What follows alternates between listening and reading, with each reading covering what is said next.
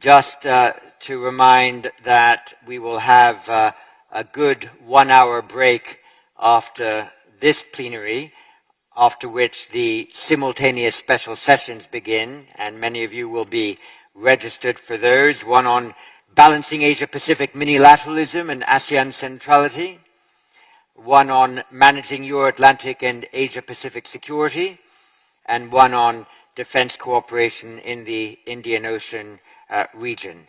And that will take us into dinner time. But before that, we have this fourth plenary. There is no IISS Shangri-La dialogue that doesn't concentrate in some fashion on the maritime security order. And we're delighted to have three different perspectives of that order, from the East Asian perspective, a Northern European perspective, and a Pacific Island point of view. And I'll ask each of the three to speak in the order in which they appear on the program, and then, as in the last couple of plenaries, invite a numerous amount of interventions from the floor before coming back to the panel. We have a splendid, if I might use the phrase, special relationship with Japan. The IISS has worked with Japan virtually from the first year of its creation in 1958. We will soon produce an Adelphi book that charts the special relationship we developed with Japan. For about 20 years, there were senior and rising diplomats from the Gaimosho that came as visiting fellows to the IISS. We've been delighted to have had two Japanese prime ministers deliver keynote addresses at the Shangri-La Dialogue, and a few years ago we got tremendous support from Tokyo to establish a Japan chair at the IISS to provide an international perspective on questions of defense and security of interest to Japan, and help to ensure that the rest of the world had a useful understanding of Japanese defense and security developments, as well as geoeconomic ones, given that your administration has a ministry for economic security, appreciating, as someone earlier said in this dialogue, the interrelationship between geoeconomics and geostrategy. Sweden, we can also count on having had a very long-standing relationship. When Carl Bildt was Foreign Minister of Sweden, we hosted a major ISS members conference in Sweden. We've had many researchers and analysts from Sweden in the IISS ecosystem. And so for us, it's really excellent that we have Mr. Pal Johnson, the Minister for Defense of Sweden, with us today, a country that is waiting to see if in the next 5 or 6 weeks it is able formally to join the NATO alliance, having abandoned 200 years of formal military non-alignment, faced with the challenges on its frontiers that so many are now seeing. And for the second year in a row, we have a senior representation from the important Pacific island state of Fiji, Piotiko Dwada, the Minister for Home Affairs and Immigration. In the conversation we had just earlier before this plenary began, I promised him that we would work more widely with the Pacific Island states to ensure that a stronger cohort of them were present here at the Shangri-La Dialogue. And in fact, we are hoping at the IISS to be able to develop a medium-sized event that brings together some of the small island states of the Pacific Ocean with some of the small island states of the Indian Ocean to compare their experiences, especially in the realms of climate security and building resilience and sustainability, a national concern of most island states around the world. So with that prefatory introduction that has allowed more people to enter into the room and ensure a good audience for our speakers, could I please invite Hamada-san to take the floor. Thank you very much, sir.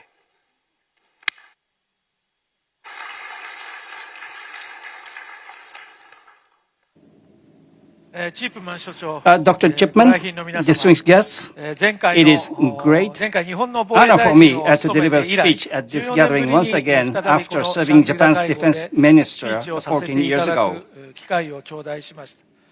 大変ありがたく存じます。本会合の I'd like to express my sincere gratitude to the International Institute of Strategic Studies and Singapore government for hosting this dialogue. And I'm also extremely privileged to join with the Minister Johnson of Sweden and Minister Tikadua of Fiji. Now, we stand at a crossroad between conflict and discord in one direction and cooperation and harmony in other. In 2009, when I last spoke here, the threat posed by non-state actors was the imminent challenge to the world. Today, however, competition and conflict among the states have once again emerged as urgent challenges. In the Indo-Pacific region, there are ongoing unilateral attempts to change the status quo by force or coercion, particularly in the maritime. As I mentioned in my last speech to this dialogue, it is important to make efforts to prevent confrontation, which this region has experienced in the past. And these would still resonate today. To prevent confrontation in the Indo-Pacific region and to uphold the free and open international order based on the rule of law, we must not only make efforts to dissuade unilateral attempts to change the status quo by force or coercion, but also enhance communication in order to avoid misunderstanding and miscalculation and to promote confidence building through dialogue. Now, today, I will discuss the responsibility that Japan is going to fulfill in order to seek and realize peace. Aspiring peace, countless people have made great sacrifice and diligently worked over generations to create international order based on the rule of law. Russia's aggression against Ukraine is a violation of international law and outrageous act that shakes the very foundation of the international order based on the rule of law built by our predecessors. If we tolerate or turn blind eyes to this aggression, it will be send the wrong message that unilateral changes to the status quo by force will be accepted or not to be opposed in other regions as well. The international community is now being challenged, being called upon, to unite in order to champion international principles and shared values. Russia's aggression against Ukraine provides us with various lessons. A particular crucial one is the importance of preventing confrontation. It's been more than a year since the start of Russia's aggression against Ukraine.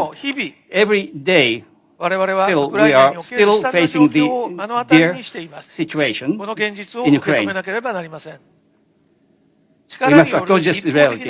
If a unilateral change to the status quo by force is attempted and aggression occurs, it would lead to prolonged war that will deprive prosperity which could have been enjoyed by all, and opportunities for international cooperation to address global challenges.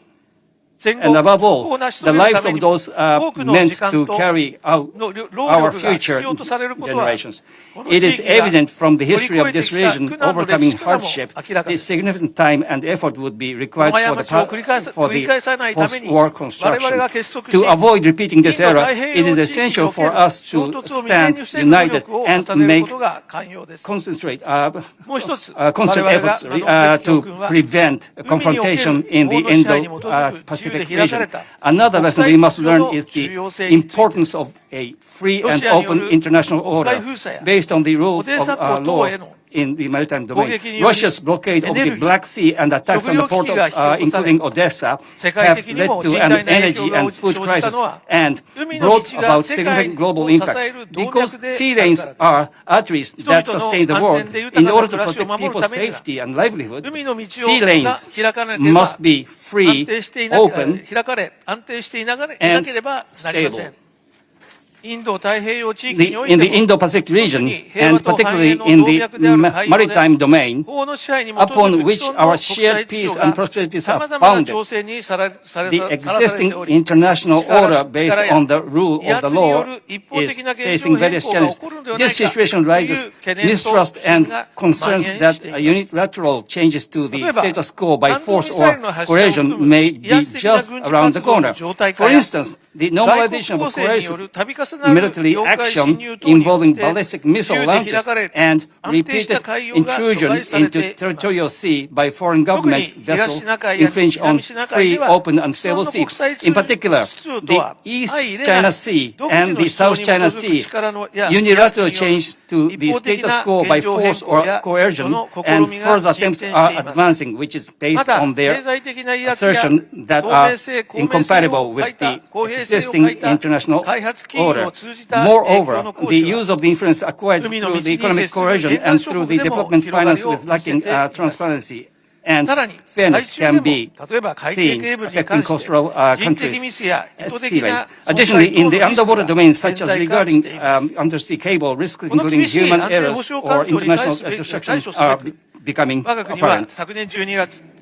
In order to address the challenging security environment, Japan newly formulated its National Security Strategy, National Defense Strategy, and Defense Build-Up Program last December.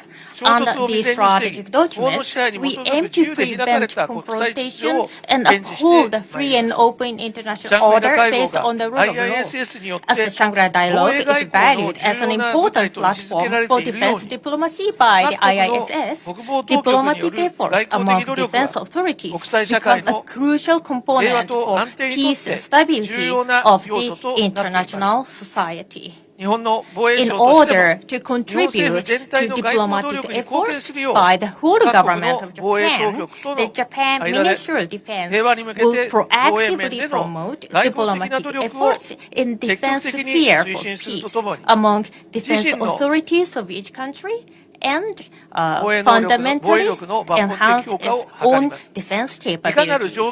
In any situation, diplomatic efforts should be pursued first.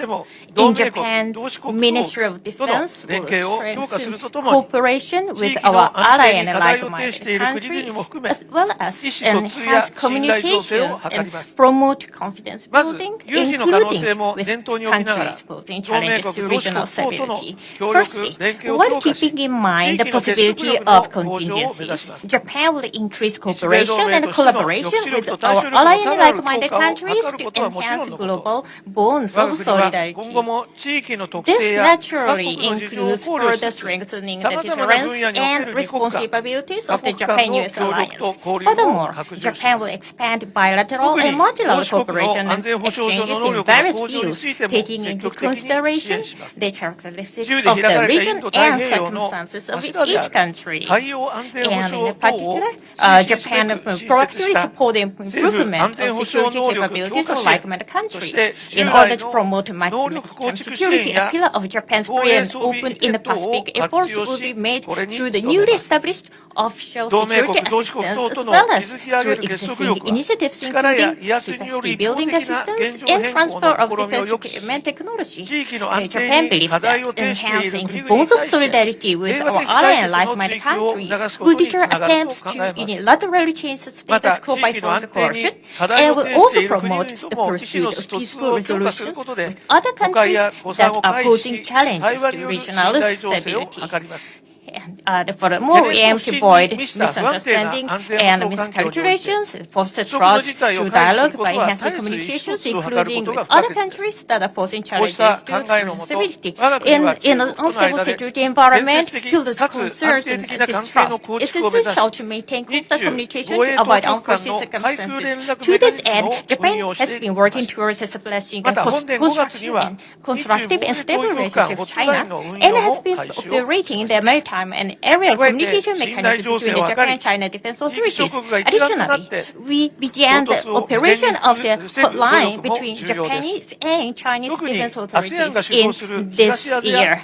And furthermore, it's crucial for foreign countries to work together as one to promote confidence building and prevent confrontation. Particularly, we will continue to place importance on opportunities for dialogue provided by ASEAN-led multi-layer regional cooperation frameworks such as the East Asia Summit, ASEAN Regional Forum, and ADMS Plus, as well as this dialogue commemorating these events. This initiative likely seeks peace with inclusiveness encompassing all countries. Not to mention, Japan needs to fundamentally reinforce its defense capabilities. This effort aims to improve the deterrence to the region in concert with all the allied like-minded countries and intends to deter challenges the existing international order based on the rule of the law. This will be done within the purview of international law, who will adhere to the basic precepts of maintaining an exclusively defense-oriented policy.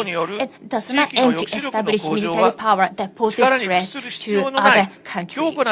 And the strengthening of regional deterrence by Japan and our allied like-minded countries will bring each country a position of strength that does not succumb to force, and indeed will provide a solid footing for diplomatic efforts in order to resolve differences in interests and opinions through dialogue.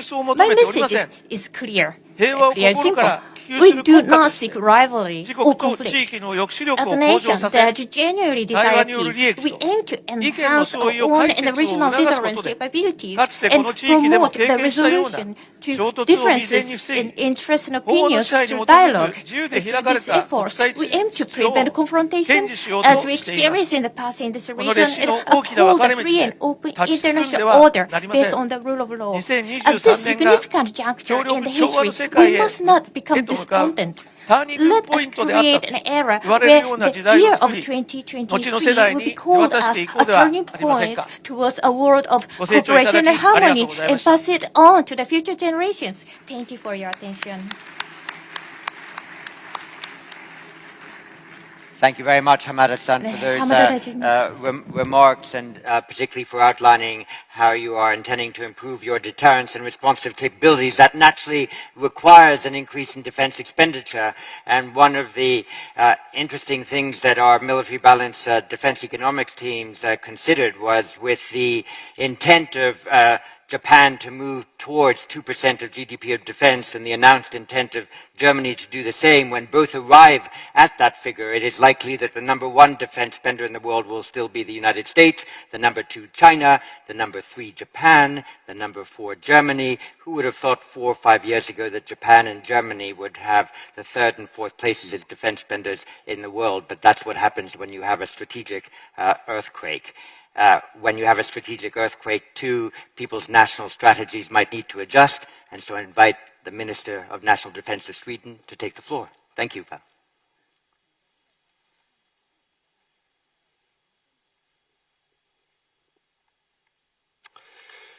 Your Excellencies, distinguished guests, ladies and gentlemen, it's a great honor and a great privilege to be attending my first Shangri-La dialogue and to do it in such a distinguished panel. So I greatly appreciate that opportunity. My message also is that the security of this region is increasingly linked to the Euro-Atlantic security, and I'm also happy to be part of a strong European delegation here at the Shangri-La Dialogue. And I think it's paramount that we have a vibrant strategic dialogue between the Euro-Atlantic community and the Asia-Pacific region. I think that the value of that cannot be overestimated. For Sweden, this is indeed a special time, and it's a defining time. We are currently holding the EU presidency, the EU Council presidency, and we are on the threshold, hopefully, of becoming a full-fledged member of the alliance. And as Dr. Shipman said, this is a rupture of 200 years of military non-alignment and neutrality. I always say there are two defining dates why we made this step. The first is on the 17th of December 2021, when Foreign Minister Lavrov presented a legally binding treaty stating there would be no further NATO enlargements to the east, and that Sweden and Finland would not be allowed to join NATO. That was blatantly stating that Sweden and Finland would be part of Russia's sphere of interest. That was totally unacceptable for us. The second date that is paramount to understand why Sweden made the choice also to join NATO is on the 24th of February 2022. Then, of course, it was rampantly clear for us two things. Russia is willing to take greater political and military risk than many thought would be likely. The second aspect of why we took that decision is, for us, it was clear that NATO supports its partners, but it defends its allies. We looked at Ukraine, of course, was also a partner to NATO, but if you're not part of Article 5 and NATO's common defense planning, you don't have the same kind of protection as if you're a full-fledged member of the alliance. I just want to say that as in reference also to our big rupture right now on being on the verge of joining NATO. Now, the global threat landscape is shaped by increased great power competition and rising tension, both regionally and globally. Basic norms such as rule of law, respect for human rights, free trade are also under increasing pressure. The same also applies to the rules-based international order that was established after the Second World War. The EU and the Asia-Pacific are closely linked, both politically and economically, given the interdependence of the economies and their many common global challenges. Trade between Asia-Pacific and Europe is on a global scale second to none. Asia-Pacific also includes 4 of the EU's 10 largest trading partners. Sweden alone have more than 300 companies operating here in Singapore, for example. With its important waterways, Asia-Pacific is of utmost importance for EU trade. This includes, of course, also the Strait of Malacca and the South China Sea. The mutual dependency between the Euro-Atlantic and the Asia-Pacific areas entails both opportunities, but this also means that we have to pay close attention to a broad spectrum of risk, from conflicts to supply line chain disruption. The brutal Russian invasion of Ukraine and Russia's imperial ambition to expand its spheres of influence is closely followed here also in Asia-Pacific. And let me say that Sweden has been very committed to the territorial integrity and freedom of Ukraine. We have made decisions to provide tanks, to provide infantry fighting vehicles, artillery system, and air defense systems to Ukraine. And when we do that because we also invest into our own security. Because supporting Ukraine is also investing in the rules-based world order. And for us, being a small country and a trading country, the rules-based order is very important for us. Earlier today, we heard Secretary Austin outline the important relations between the United States and its allies in the Asia-Pacific. It will make its mark on the security dynamics between our regions. The state of the Asia-Pacific is evolving more maritime security order, is the reflection of the global security situation. That requires cooperation and unity around defending the rules-based international order. The problems we see today are systemic and they will be with us for the long haul, but the problems can be managed and they can be mitigated if we act decisively and in concert. I think that the watchword to work must be unity, cooperation, and having a long-term perspective. Upholding the rules-based order is also the key when it comes to the maritime domain. I represent a country with an open economy, heavily dependent on trade and connectivity. And Sweden is a firm supporter of the law of the sea, the principle of the freedom of the sea, and in particular the freedom of navigation. Today, the freedom of navigation is being challenged in the Black Sea, in the High North, and also in the South China Sea, to an extent that is unparalleled since the end of the Cold War.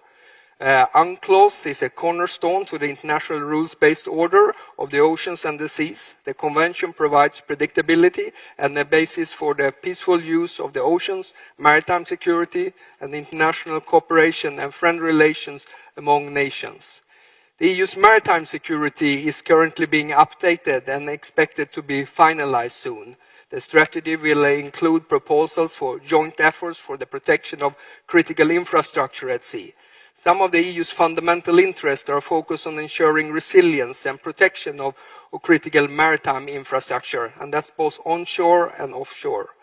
A number of risks and threats should be addressed. This includes the effects of climate change, foreign direct investment. This could be done by promoting information exchange and surveillance of critical maritime infrastructure, including undersea cables, as well as on ships and port security. We are all dependent on marine infrastructure on the seabed. Our houses are heated or cooled by energy from the pipelines.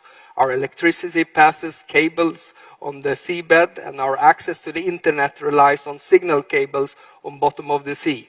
These resources are difficult to protect, not at least due to the vast distances of the ocean.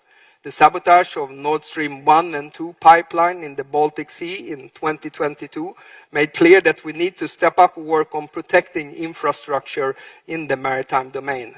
This is of utmost importance, but at the same time also very difficult to do. An incident in one country's maritime domain highly affects the other countries around the globe. In the work to increase the protection and surveillance of maritime infrastructure, and understanding of all the movements at sea is crucial. For this, I think it's really crucial that we enhance maritime domain awareness, and I think that's the key. Given the distances, the challenging environment, and the transnational nature of the threat, it's crucial that the countries work together to successfully handle maritime security. A good example of that is the Horn of Africa, where several multinational constellations counter threats, such as piracy at sea. Maritime security has global implications, and it's not just a matter for neighboring countries. And that's also a reason why Sweden has been part of Operation Atalanta since 2009. Operation Atalanta is imperative for the protection of sea lines of communications, which are important for transporting goods and protection of the World Food Programme transports. It's a matter of a cost-effective, non-duplicating cooperation and the creation of a common understanding of the maritime security landscape. Finally, I would just like to point out 3 areas where I think that Sweden and the EU can make a difference to strengthen the ties between the Euro-Atlantic area and the Asia-Pacific. First, we must work in concert with the United States and Canada and other partners around the globe. Close transatlantic coordination and partnership with like-minded countries in the Asia-Pacific is crucial for our common maritime security. That brings me to my second conclusion. The EU and the Asia-Pacific partners face increasingly similar security challenges and threats. It's essential to cooperate and build partnership. We attach great importance to the deepening partnership in the region for shared security, connectivity, and sustainability. The recent successful Indo-Pacific Ministerial Forum in Stockholm was a concrete manifestation of this. Regional cooperation in formats like ASEAN are really crucial. For the EU and NATO, cooperation with Asia-Pacific is becoming increasingly important. It concerns, for example, the EU strategy for cooperation with Indo-Pacific. NATO cooperation with partner countries in the Asia-Pacific forms an important part of NATO's 2030 agenda. This forum of cooperation ranges from safeguarding rules-based international order and increased maritime presence to secure trade routes and to address hybrid threats and eliminate other climate threats. Since long, Sweden contributes to security in the region in concrete ways through our substantial defense cooperation, especially when it comes to underwater capabilities and air defense and sensor systems with many countries in the Asia-Pacific. In addition, Sweden can offer expertise when it comes to the total defense concept, something we worked along with together with Singapore, where we have competences when it comes to hybrid threat, disinformation, and cyber. And here we believe that we have a mutual interest in deepening cooperation with our partners. Sweden also takes it seriously our contribution to peace and stability on the Korean Peninsula. This marks the 70-year anniversary of the NNSC mission, where Swedish soldiers have served on the border since 1953. Finally, I would like to highlight 3 areas, where the third areas we can cooperate, and I think that's when it comes to innovation and joint capability building in the field of defense, where there is great potential for development. Cooperation on emerging and disruptive technologies is key for achieving this. In many countries in the Asia-Pacific are well advanced, both in terms of civil and military technology, and there is much to be gained from working together, but also building partnership based on common interests and technology transfers. To sum up, my message is that the security between our regions is increasingly interlinked, and we must deepen our partnership. Thank you very much.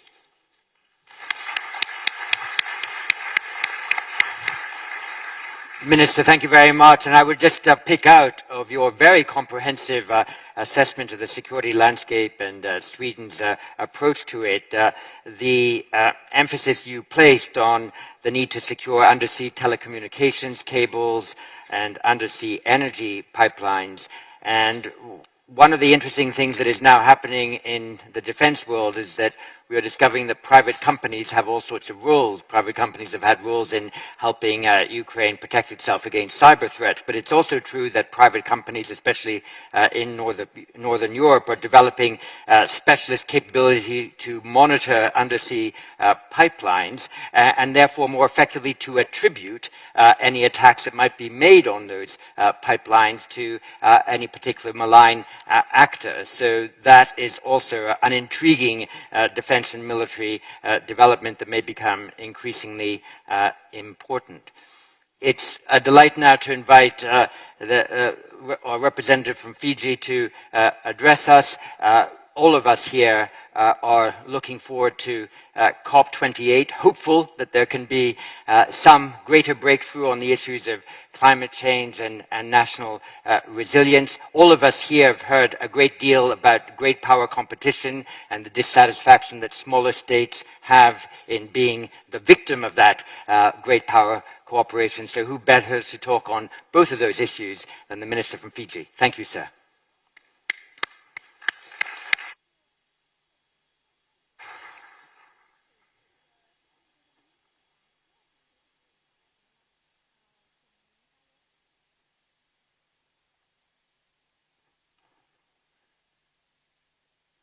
Bulavinak, and a very good afternoon to you all. Distinguished leaders, government ministers, senior officials, business leaders, and security experts. I thank Director General Dr. John Chipman for the excellent task in moderating this plenary. Also to the previous speakers, and an absolute pleasure to share this forum with you both. Thank you. First and foremost, I offer my appreciation to the organizers, the host of this dialogue, for the invitation to speak on this plenary and to offer my thoughts regarding the topic. I was asked to speak about the evolving maritime security order in the Asia-Pacific. First, may I ask, maritime security for who? Naturally, as a Fijian, I care most about our home, the Blue Pacific.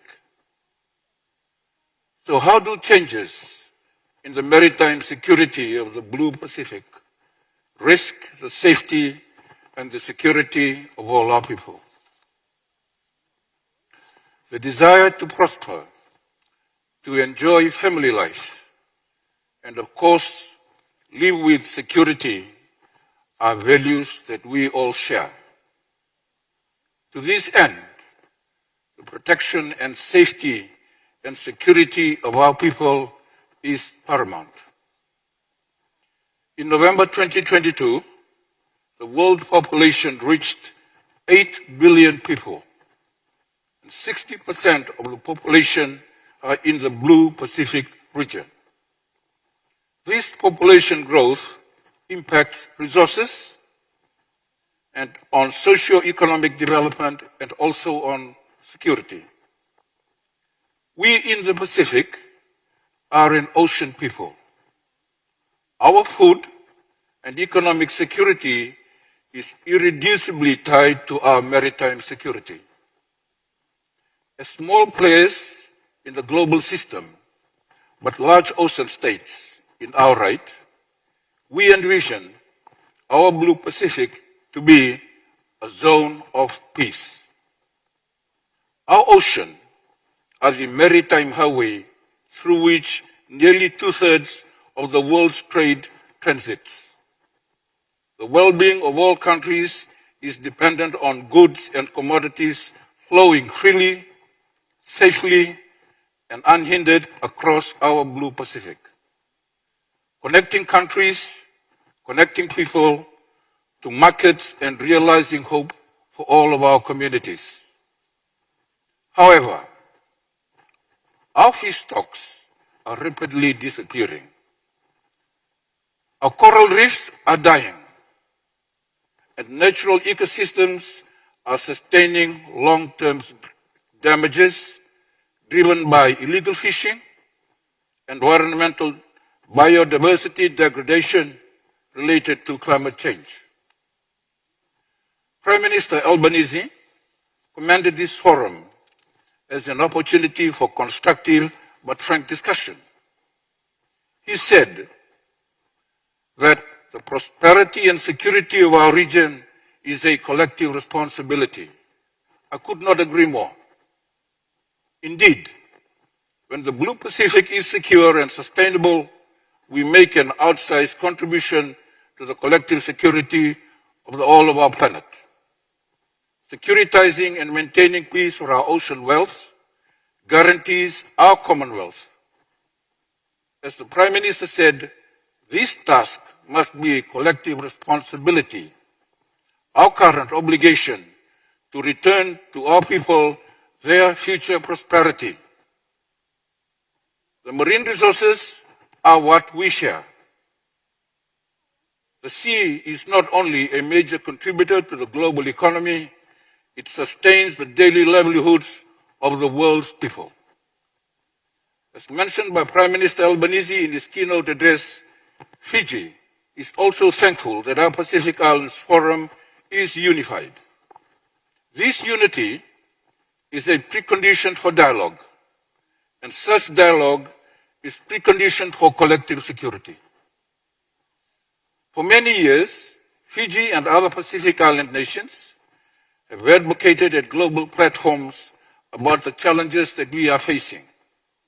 And yet, each year, the trends of climate change and its related impact on food, water, health security continue to accelerate.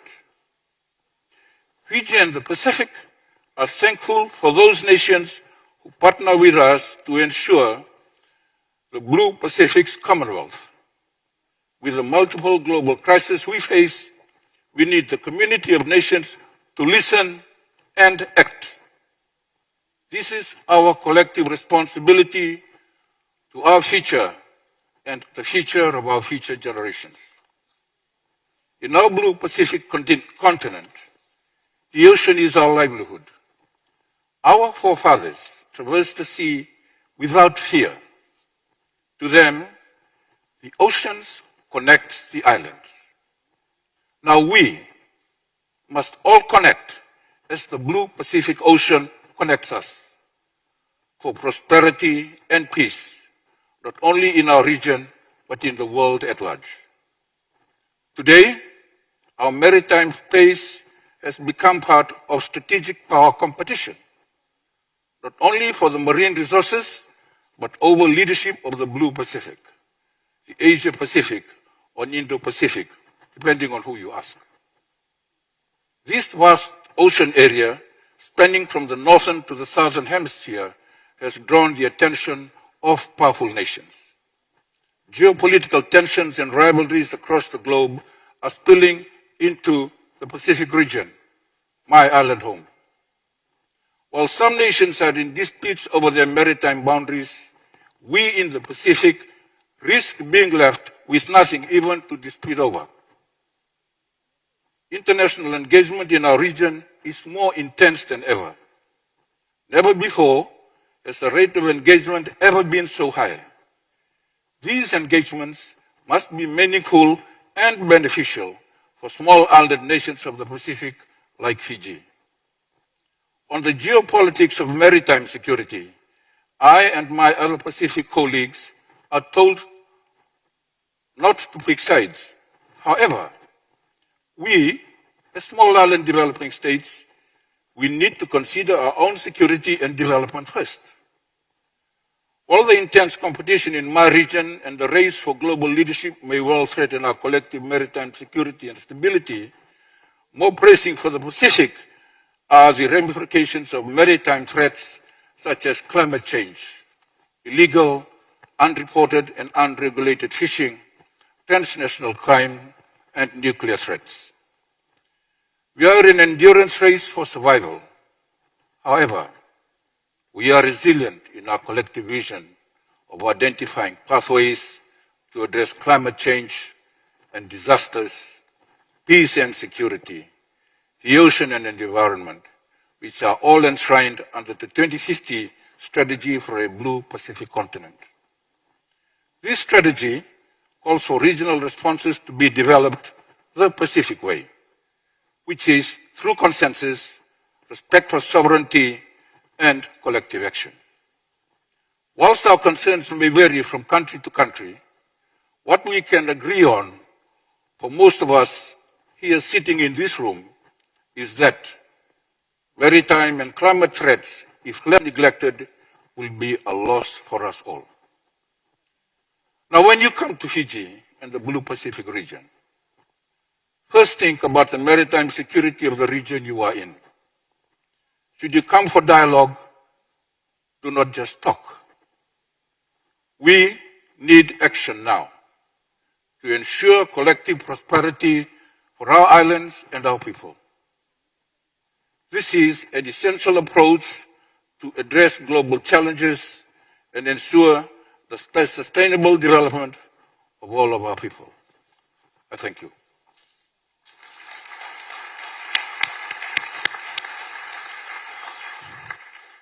Thank you very much, Pio Tikondo Andoan, for that statement, and particularly for your penultimate appeal.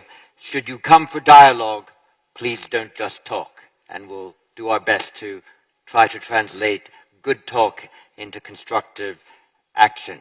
I'll take about 8 or 9 interventions from the floor, and then we'll come back for each of our panelists to respond to those. I hope it isn't too solipsistic to ask first our IISS Japan chair, Robert Ward, to ask the first question.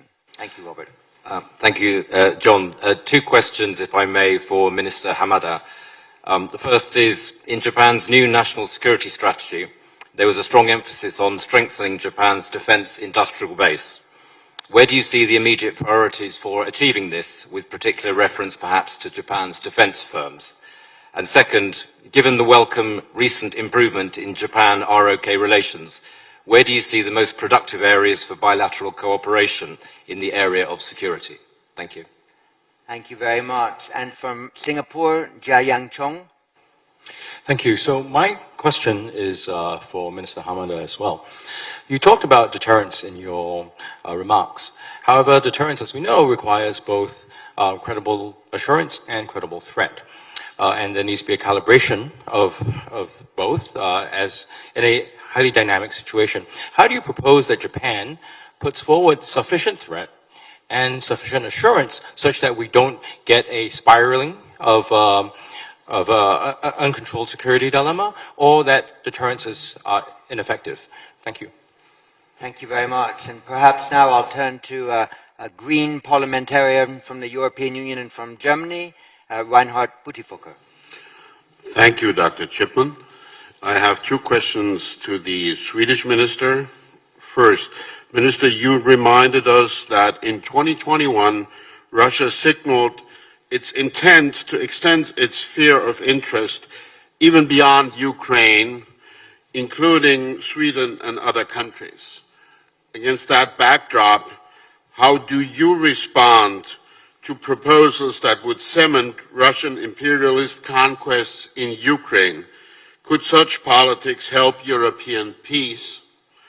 And my second question, what should the EU contribute, in your opinion, to the defense of stability and deterring of use of force to change the status quo across the Taiwan Strait? Thank you.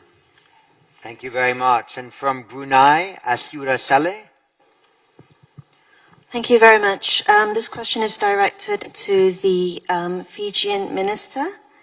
In your opinion, how would you balance Fiji's defense and foreign policy as a small Pacific island state amidst increasing major power engagement with existing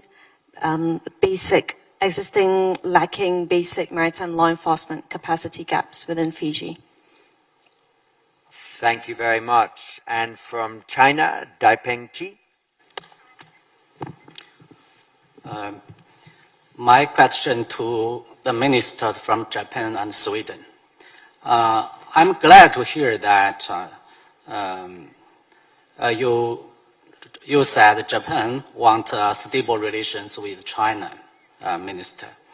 My question is that in Europe Atlantic region, we have seen the NATO expanding, tried to contain Russia. But this way did not work. As one consequence, and then the Europeans have got a war in Ukraine.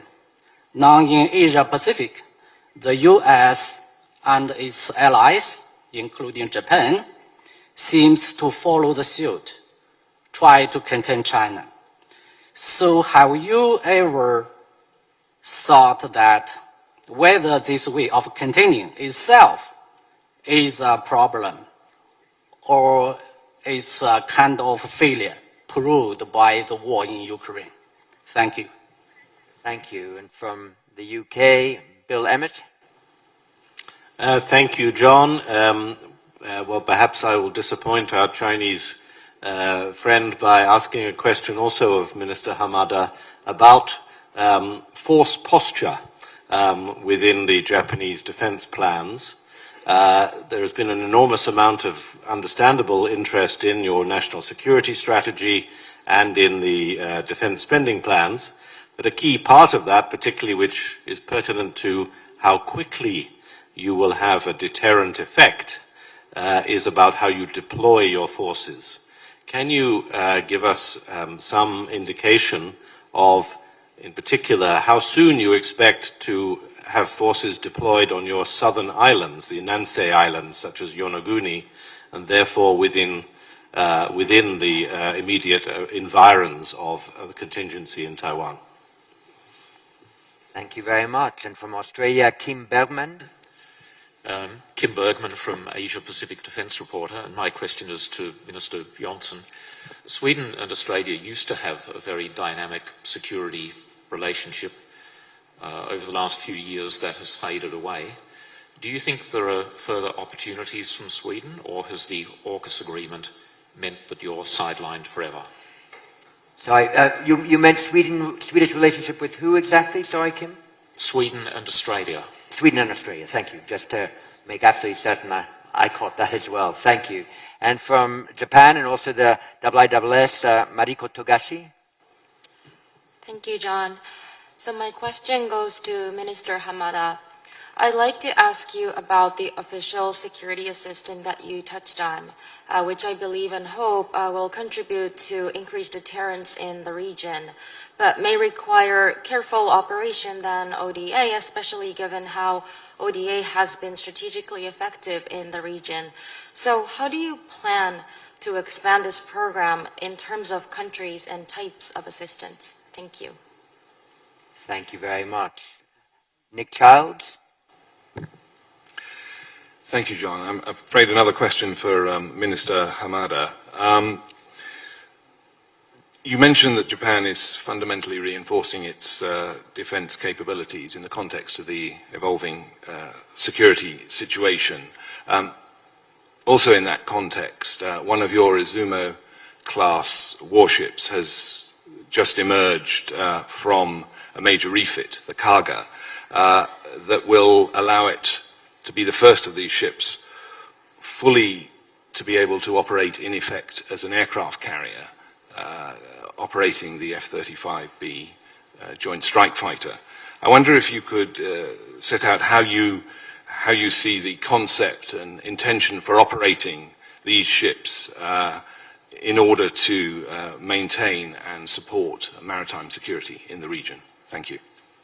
I've got 3 more interventions left, unless there's an additional one before I come back to the panel, but I want to put in my own question to the Minister from Fiji, if I could, to make certain that he has more than 1 or 2 questions to answer.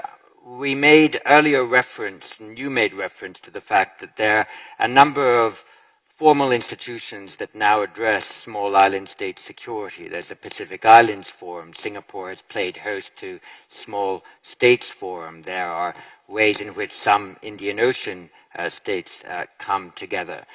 But could you say what is missing from these fora? Is the composition correct in this fora? Is best practice as between different island states in different regions properly shared? Are there problems with the agenda of these fora? Could something else take place that would more quickly convert dialogue into action? And I ask this for the very good reason that we are considering ourselves trying to create an event that addresses specifically small island state security, but we obviously don't want to replicate something that's already there. We would love to be able to innovate. In order to be able to innovate responsibly, we have to take views from the actual stakeholders. You're a stakeholder. If you could give us an agenda and a forum, we'll do our best to give it a go. So I just wanted to give you a few minutes to prepare for that, but let me return to our 3 remaining interventions from the floor. Kalani Seuvalu. Thank you very much, Excellencies. My question is to the Minister from Japan. I wanted to seek the Minister's views on security risks that are posed by the proposed discharge of waste from the nuclear power plants, the Fukushima nuclear power plants. As we know, this is an issue that's being actively pursued by the region, the Pacific region, and we today I just wanted to seek the Honourable Minister's views on that. Thank you very much. And from Malaysia, Asia Mohammed. Hi, I have a question for Minister Jonsson. So as I understand it, there are some obstacles that Sweden and Finland are facing in gaining NATO membership together. So I was just wondering, in your opinion, what would Sweden's best option be if Finland were to gain NATO membership first and proceed to accept it? Thank you. That's something under active consideration because Finland has acquired NATO membership first, even though both countries would have preferred to move in lockstep, and Sweden only amongst the present formally applicant states remain outside waiting for the Hungarian and the Turkish parliaments to ratify their accession. But it would be very useful to hear from you, Paul Johnson, what strains have been placed on Sweden by having been left out of the duet, as it were. Yuka Koshino. Thank you, John. My question is also for Minister Hamada. So one element of Japan's effort to fundamentally reinforce its defense capabilities is to adopt emerging technologies, including AI. As in terms of AI governance, as this year's chair of G7, Japan, for instance, initiated the Hiroshima AI process to enhance AI governance, especially in the realms of generative AI. But as militaries around the world rapidly adopt AI, we are also seeing developments of global forums to discuss AI governance and regulations in defense, not just for security, but also to promote defense innovation. So could you tell us how you hope to contribute to the regional and global coordination on AI regulation and governance in the military domains for both security and defense innovation? Thank you. Thank you very much. So the agreement I've arrived at with at least one of the participants here is that we will begin the answers about 3 minutes for Paul Johnson. Then we will move to Hamada-san, who has quite a challenge. So you get a little bit more time, 5 or 6 minutes, and then we will conclude with the Minister from Fiji, if we may. Thank you very much. Let's go in that order. So, Mr. Johnson. Thank you very much, Dr. Chipman. 5 questions in 3 minutes is quite a tall order. But let me start with Ukraine. And we stand by Ukraine's territorial integrity and its unviolated borders going back to 1991. Everybody wants peace, but no one wants peace more than the Ukrainian population. And yes, there might be negotiations, but there has to be if and when the Ukraine and the Ukrainian people want that. Otherwise, we're going to be rewarding Russia for starting this unprovoked and undefendable war. This is really a war of choice, not a war of necessity, where moral clarity is crystal clear. So we're standing back. That's how. Now, on NATO expansion, I'm not comfortable talking about NATO expansion. I much rather talk about NATO enlargement, because what this is about is what kind of European security order we should have. And I strive for having a European security order where all countries make their sovereign decision by themselves if they want to join EU and NATO. And NATO has never pushed itself on anyone. It didn't push itself on Sweden or Finland or the Baltic state or Poland. It was these states who wanted to join NATO. And I think the bar of a good and free and open Europe is when everybody can decide their own path to security, including if they want to have NATO membership or not. I think that's really crucial. Now, what role can we play in the Asia-Pacific? I was alluding to it before. Also, I think we are not necessarily a provider of hard power, but we do have assets and capabilities on our industrial base. We do very well on innovation and connectivity. We can work with partners when it comes to hybrid threats, disinformation, and cyber. So I think those are some of the added value as a security partner we can have in the region. Now, on Sweden and Australia, I'm very hopeful. It's true, we had a very good, close relationship also before. I think the 3 things that are great with Sweden and Australia we have a strong people-to-people relationship. I very much also appreciate Australia's strong commitment to supporting Ukraine, its participation in Interflex, providing also military support for Ukraine. And we have, I think, also expanding defense industrial ties as well, which I'm very hopeful for the future. Now, last point as well, since running out of time here, but very important. So where do we stand with our possible accession into NATO? Now, listen, we have an invitee status of 31 member states, and 29 out of 31 ratified our application in the record space. We are respectful of the fact that it's only Turkey who can make Turkish decision. It's only Hungary who can make Hungarian decisions. We have a trilateral MOU between Turkey, Sweden, and Finland. Sweden has worked very, very hard to implementing that MOU, and we will continue doing that after we join the alliance as well. And we're very hopeful because we feel that it would make good sense also for NATO that we can be a security provider inside the alliance, because it's going to strengthen and consolidate the whole northern flank. If Russia had one objective with Sweden and Finland, I think it was to keep us outside of NATO. And I always call this unprovoked war that Russia started against Ukraine as the mother of all unintended consequences for Russia's strategic thinking, because it ended up with 1,300 kilometer longer border with NATO. But that's what happened when they tried to limit our freedom of choosing if we should join NATO or not. Of course, then we saw that Russia perceived Sweden to be part of its sphere of influence, and then it would be more sense of urgency for us to join NATO. I'll stop there. Thank you. And if I might add also for the questioner one short thing to read, it would be your Prime Minister's article a few days ago in the Financial Times, when he described one of the results of that trilateral cooperation being a modernization and renovation of your counterterrorism legislation in Sweden that was done respectful of the interests of some of the other countries that were expressing some concerns. And I think it's an interesting article to read. Hamada-san. 大変多くの質問をいただいてしまったので、きちっと全部に答えられるかどうかというのは自信がございませんが。I'm not sure whether I can answer to all the questions because I received so many questions, but I think I have very important question that I definitely have to attend to. So the Fukushima, the wastewater discharge, so how to treat the water that contains the nuclear,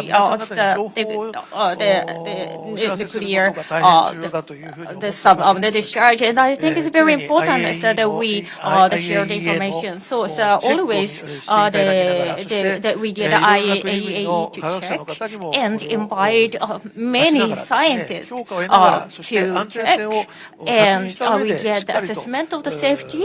We confirmed the safety, and with the full understanding, we decided to discharge, and we have been building all these activities, and in order to defuse the sense of security and remove all your worries, we'll do our very best. And next is about AI. This is very important and the most important issue right now, I think. And for this matter, that we are still at the starting of the discussion, and we will hear a lot of countries' opinions, and it's very, very important to deepen our discussions on the matters that is seen as a problem. And regarding the AI, we will continue the discussion and want to achieve the resolution to the problems. And next is the defense expenses. And so our idea towards security, there are many other issues, many problems in many regions in the world, and the security environment is changing so much. And for Japan to protect ourselves, how much should be in our scope that we have been always thinking about it with the simulation, and we have built up all the information and summed up all the figures, and then we have announced the amount. So if this is the amount that we should be able to manage if we spend this amount, and we have received the instruction from the Kishida to go for this fundamental the enhancement, and we have come out of the 3 strategic documents, and then we are working on it, and in this coming 5 years, so there are some criticism that we are receiving, for example, how to deal with the missile problems and having the counter-attack the capability, and some people said it's no point having it. But in order to attend to all these concerns, we have done the thorough review on our defense expenses. And as you know, it's very, very clear, and also it's mentioned in the Constitution that we will never go for we will concentrate, we will focus on the defense alone, exclusively defense. And we believe that by the diplomatic means, we will strive to resolve the conflicts. So when we enhance our the defense the capability, still the diplomatic effort is more important. So I think someone asked about the relationship with South Korea.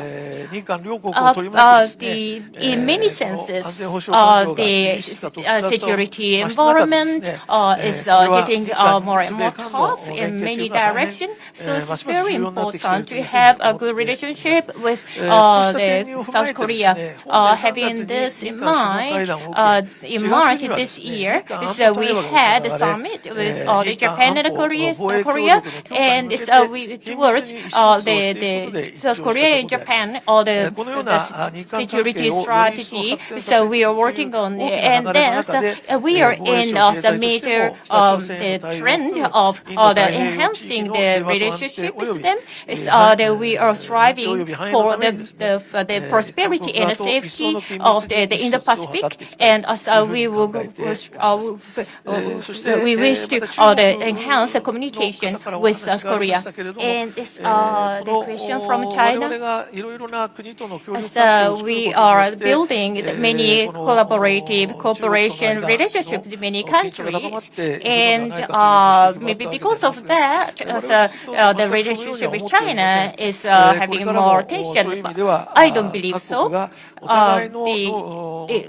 Each country has its own idea and a value system, and the like-minded countries that share the values cooperate each other, and they could set up the security structure. This type of cooperation, the relationship is not about fighting. By having this the mechanism, it's very important to have the understanding of each other. And another one is the defense industry. It's for us in the Parliament. We are having the discussion, and about the content of the discussion of the defense industry.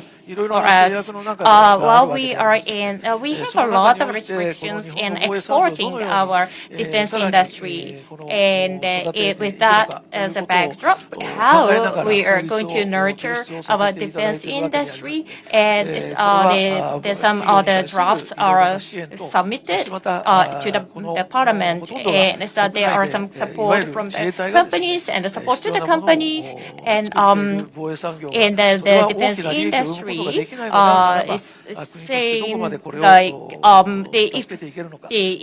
if it doesn't benefit, if the industry side does not generate any profit, then how the country should support them. So we are in the midst of discussions, and I think it's next week we will have some sort of the result in the aircraft carrier. While it's not the aircraft carrier, it's more of the patrol, it's a defense ship, and it's a better version of it. It's something we are building. So for us, having such things, that we can ensure our safety and security, we have this responsibility to do that. So it's not the aircraft carrier, but having this other defense or the vessel, so we will still strive to ensure the safety and security of this region. So if I missed any question, I'm so sorry. You did extremely well. Thank you very much, Hamada-san. And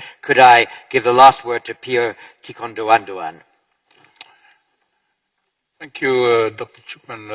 First of all, I'll try my best to, over the short time that I have, to address the two issues raised to me. The question initially by a friend from Brunei, and of course those matters that you have raised with me, particularly with regards to some initiatives for the small island nations. First of all, let me start by saying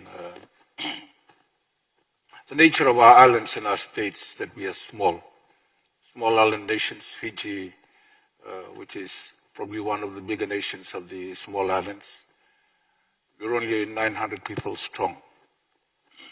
And the other South Pacific island nations are even smaller by way of population.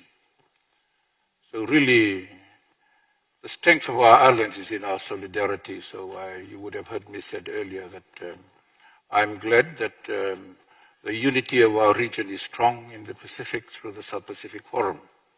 And I'm glad for the first time since the beginning of this year, the forum has come together as one body and one voice to project their concerns across to the rest of the world about what really concerns them and motivates the way that we behave. So, Dr. Chipman, you've been asking me, I asked you the question why there's very limited Pacific presence in this conference here today. So, as you said, invitations were sent out, and perhaps the nations are not here. And that probably speaks for itself. Maybe the relevance of conferences such as this to meet the needs of the Pacific Island nations. Mind you, I was in Papua New Guinea 2 weeks ago. Prime Minister Modi came down, as well as Secretary Blinken, to meet the leaders of the Pacific. And one quite revealing statement was made by the Prime Minister of Papua New Guinea, which is one of the larger nations of the Pacific, is that Papua New Guinea will no longer attend a COP conference. Why? The short answer is because of inaction. Promises, but no delivery. Now, for the benefit of the people that are gathered here, for small island nations, of course, we are big Pacific ocean states. But these oceans that comprise, that make up the larger portion of our size, actually really is our biggest risk also. Once we feed from it, it is also drowning us at the same time because of climate change. So if you see the Pacifics are not, small island nations are not attending individually, it might mean to be telling the rest of the world, maybe it's time for you to pay up. Because we are the recipients of the damages that is caused by global emission, the heating up of the ozone, and the consequent actions. So, and when we live in a region which is now at the center of geopolitics, and as I said earlier, the world superpowers are flying down to Fiji every day, trying to gauge where we stand in the current conflicts up in the Ukraine. Whilst we sympathize with them, it's happening on the other side of the world, and the issues across the Taiwan Strait. But because we are a region where much of the transactions of the world is happening, the voices of our people are important. But we feel as a Pacific people that we are not being heard. Fiji is a nation, we have been in United Nations peacekeeping operations for over half a century, with potentially no benefit for Fiji or the Pacific Islands, in a way for us to propagate our positions with regards to climate change. But we give to the world. So, as a representative of a small island country and small island states, I'm a small, soft voice, really, in a larger world where there are bigger problems, but our problems are also required to be heard as well. So maybe there needs to be some stronger persuasion and be relevance for our attendance to be, to be equal partners in making the world safer. We're talking about defense of big countries around here. And like I said, this is security for who? We live in the same ocean. We take it completely differently. Our security is our survival, our food. And our lands are getting drowned over by the oceans. Not of our own making, but of others. So maybe international conferences such as this could lead to more of these issues, and maybe because then they would be able to contribute to global peace and solidarity around our region.